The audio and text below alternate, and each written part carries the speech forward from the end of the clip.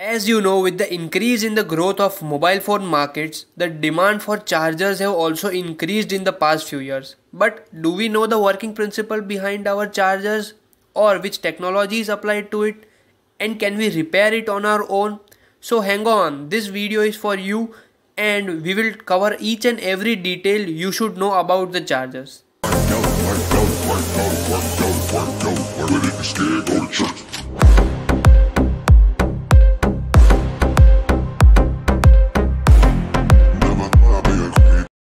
First of all, before opening any electronic device, we must first look at its power rating. So, here's a power adapter and the input voltage is between 100 to 240 volt AC, which means we can apply any voltages between 100 to 240 volt AC. Frequency rating is 50 to 60 Hz normal sine wave. The input current rating is 0.5 ampere. The output rating is 5 volt DC and 2 ampere max current. So let's open up the charger and adore the electronics inside it. After opening, we can see a double layered PCB which consists of a through hole components on one side and SMD components on the other side. The technology behind chargers and power supplies is called SMPS or switch mode power supply. This video is going to be fascinating, so watch till the end. Before tracing the PCB and understanding its working, let's look at the PCB and try to identify the components. On one side there are SMD components like full bridge rectifiers, MOSFET drivers and other diodes. On the second side it consists of some capacitors and a special type of transformer which will be covered later. In order to understand the working of the circuit, I took my multimeter, used its continuity function and started tracing the PCB in order to come up with the schematic. PCB tracing is a very tedious task and consumes a lot of time at the beginner's level, but it will help you a lot to understand the circuits when you encounter some unknown PCBs. But let's not get off topic. After double checking all the traces of the double-sided PCB carefully, as well as finding the values of all the complementary components, and a hard work of about 4 hours, the schematic was ready. The schematic at first looks a bit messy, so let's divide it into two sections in order to understand it better.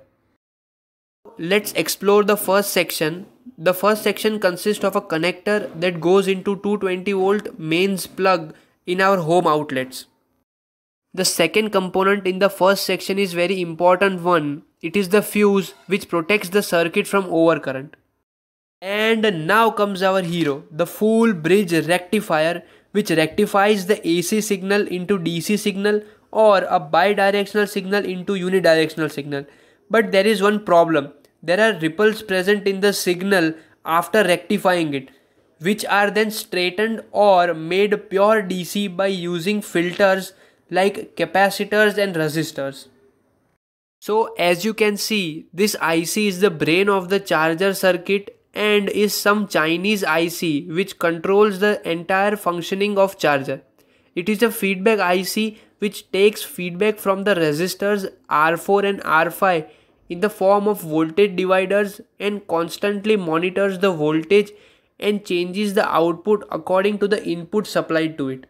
Now, according to the output of the MOSFET driver or the Chinese IC, the transformer switches at high frequencies. But you might think this transformer is smaller than your conventional transformer. Yes, you are correct. Conventional transformers are bigger in size and are iron core based, which run at a frequency of 50 to 60 Hz sine wave. But for high frequency switching, these ferrite core transformers are used. Each has its own pros and cons, but ferrite transformers are smaller in size and are well suited for the charger circuits to make it as compact as possible. The high frequency signal then again passes through a rectifier. You might think again rectification and might even doubt that I have drawn the circuit or the schematic inaccurately. But you might remember one thing, that high frequency signal is a bidirectional signal and every bidirectional signal is an AC signal. As your phone requires DC to charge the battery, we have to rectify the bidirectional signal into pure DC with some added filters. You might also have some questions like why to use high frequency instead of low frequency. The answer lies in the ferrite core transformer. The ferrite core transformer can only work at high frequencies, and to make the charger circuit a more compact, we use ferrite core transformers. And finally, the DC rectified output which charges your battery goes to the phone via a USB port. Let's approach the final question. Can you repair your charger? Yes, you can and you cannot. If you are a trained engineer or a technician and have worked in this field for years, then you have the knowledge and the experience to work on it. You know the hazards you create when you mismatch the component values and other stuffs. So instead, for beginners, you should not create any hazard for yourself as well as for your surroundings. Instead, you should replace your charger or consult a technician.